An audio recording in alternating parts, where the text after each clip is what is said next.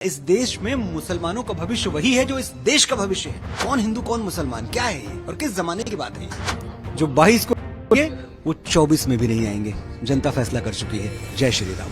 नमस्कार, आपके साथ मैं अदिति मान के साथ, जिनके शब्दों में इतनी ताकत है कि दुनिया भर में उनकी गूंज सुनाई देती है और उन्हें किसी तरह के इंट्रोडक्शन की जरूरत नहीं है। आप कह सकते हैं शब्द और वो दूसरे के पूरक में कह सकती हूँ मनोज मुंतशिर शुक्ला, जिन्हें बहुत जाना चाहा और बहुत बहुत स्वागत है राम की नगरी अयोध्या में। अवध में आनंद भयो।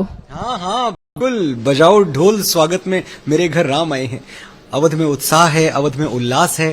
इस धरती का कण कण रामलला के स्वागत की तैयारियों में बिछ चुका है। अद्भुत दृश्य, विहंगम। आपने अयोध्या नगरी में कई बड़ी बातें कही। आपने हिंदुओं को लेकर, सनातन को लेकर बहुत सारी बातें कही। रामलला लेकर अगर मैं कहूं, आप हमारे दर्शकों से कुछ कहिए तो आपका भाव क्या है? मतलब कौन सी ऐसा इमोशन है जो सबसे पहले आता है?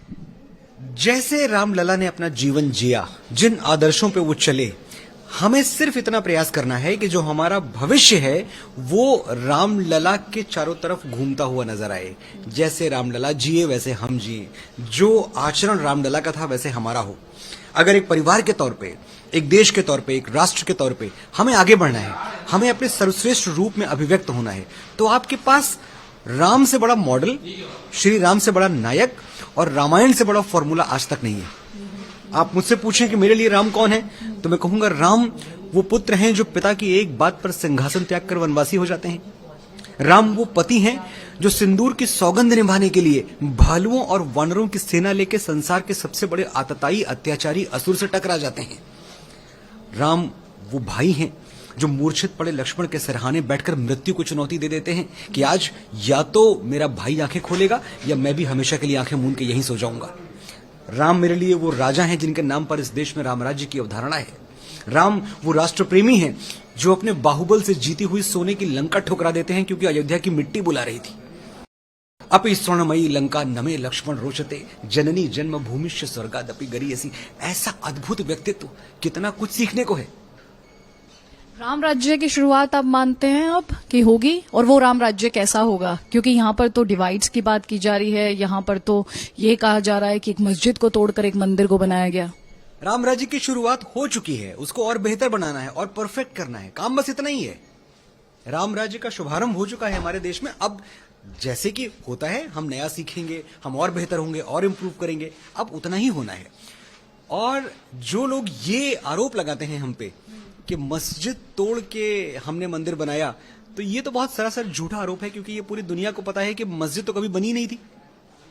जो तोड़ा गया वो 3 गुंबद थे, वो ढांचे थे।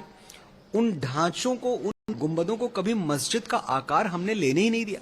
हमारी 70 मीर बाकी जैसे दरिंदों से लड़ गई कि तुम्हें यहां मस्जिद बनाने नहीं देंगे। तो उस दिन 6 दिसंबर 92 को जो तोड़ा गया था वो टूटे हुए मंदिर के मलबे से बना हुआ एक ढांचा था। हमने कभी कोई मस्जिद नहीं गिराई। पूर्व प्रधानमंत्री भारत रत्न श्री अटल बिहारी वाजपेयी कहते थे कि गोपाल राम के नामों पर कब मैंने अत्याचार किए, कब सबको हिंदू करने घर घर नरसंहार किए। गोपाल राम के नामों पर कब मैंने अत्याचार किए, दुनिया को हिंदू करने कब घर घर नरसंहार किए। कोई बतलाए काबुल जाकर मैंने कितनी मस्जिद तोड़ी। भूभाग नहीं, शत शत मानव के हृदय जीतने का निश्चय। हिंदू तनमन, हिंदू जीवन, रग रग हिंदू मेरा परिचय।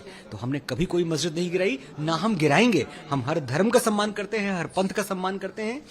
हमारे ऊपर जो ये आरोप लगते हैं, इनसे वेदना होती है कि ये दाग लगाने की कोशिश हम पे की जाती है। ये गलत है। तो जो अब ये लगातार आप तो सोशल मीडिया पर काफी एक्टिव रहते हैं, आप भी वो वीडियोस देख रहे होंगे जिसमें कहते हैं कि हम अपनी जनरेशंस को ये बताएंगे कि मंदिर से पहले मस्जिद थी, और वो ये कहते हैं कि जब हमारा दौर आए तो हम मस्जिद फिर से बनाएंगे। अरे भारत का दौर आना चाहिए भाई। मेरा और आपका, हिंदू और मुसलमान का दौर क्यों आए?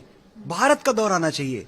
जब कोई कहता है, मैं देखता हूं कुछ लोग हैं जो कहते हैं कि इस देश में मुसलमानों का भविष्य क्या है। अरे भैया, इस देश में मुसलमानों का भविष्य वही है जो इस देश का भविष्य है।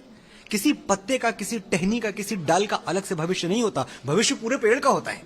अगर पूरा पेड़ हरा भरा है, पूरा पेड़ लहला रहा है, अगर भारत खुशहाल है, अगर भारतवर्ष दुनिया की 5वीं सबसे बड़ी इकोनॉमी बन चुका है, अगर आपका भारतवर्ष अगले 2-3 सालों में $5 ट्रिलियन की इकोनॉमी बनने वाला है, तो सबका भविष्य उज्जवल है। उसमें कहां आप बांट के देख रहे हैं, कौन हिंदू कौन मुसलमान, क्या है ये और किस जमाने की बात है ये? कि जो मेजॉरिटी है वो खुद को असर्ट करती है और जय की बात की जाती है, कहा जाता है कि अल्पसंख्यकों को टारगेट करने के लिए जो एक उद्घोष था उसे एक नारा बना दिया गया।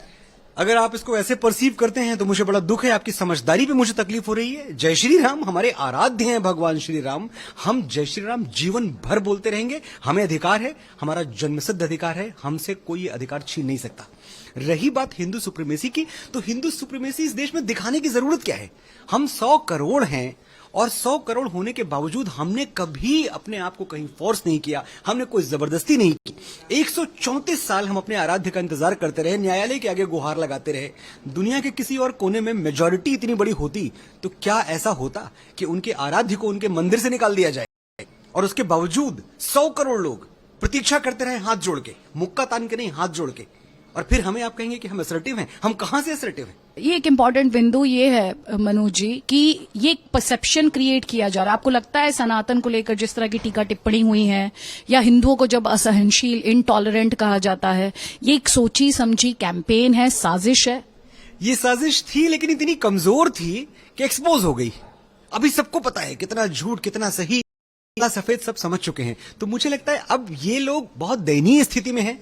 इतना बड़ा चैनल है आपका, इतने अच्छे से आप हम मुझसे सवाल पूछ रही हैं, इनके बारे में चलिए हम और आप डिसाइड करते हैं कि बात ही नहीं करेंगे, क्योंकि ये इस लायक भी नहीं बचे कि इनके बारे में बात की जाए। और 22 को नहीं आ रहे हैं ना, जो 22 को वो 24 में भी नहीं आएंगे। जनता फैसला कर चुकी है। जय श्री राम। आप कुछ गुनगुनाएंगे ताकि मैं इसे क्लोज कर सकूं? मैं तो नहीं, लेकिन मैं लाइनें पढ़ दूंगा क्योंकि मैं गाता तो बहुत खराब हूं। जन्म जन्म की राम से चल के राम पे आए, प्रेम कोई हम और न जाने, राम से रूठे राम से माने, राम सिया कहानी, एक है चंदन एक है पानी। बहुत बहुत शुक्रिया मनोज जी कि आपने टाइम दिया है मुझे, उसके लिए आभार और धन्यवाद। धन्यवाद अदिति, और अगली बार हम और फुर्सत से बात करेंगे, ये मेरा वादा है आपसे।